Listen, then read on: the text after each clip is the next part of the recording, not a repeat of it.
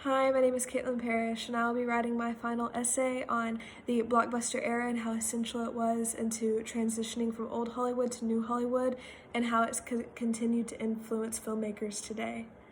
Arguably one of the most important eras, the blockbuster film era began in 1975 with director Steven Spielberg and the movie Jaws.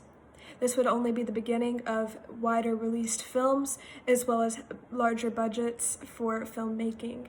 This truly changed the game in films as Hollywood began to see a shift, and genres were beginning to also see a shift and change. Specifically within action and adventure films and science fiction films, these saw a shift in audiences and focused more on the teenage and geek and nerd concepts.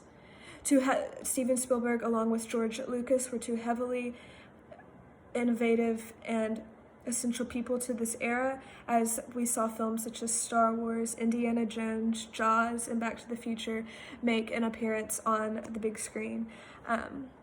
One way that these films were impactful in their era was the heavy usage of merchandising and advertisement within their films. For example, in the Indiana Jones films, you would see Mercedes-Benz trucks throughout these films, and they would be a highlight of advertisement, specifically throughout Indiana Jones.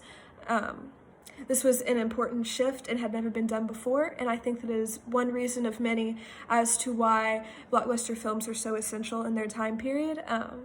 They have also produced some of the classics that we know of today, and some of my favorite films come from that era, such as the Star Wars series and Indiana Jones series.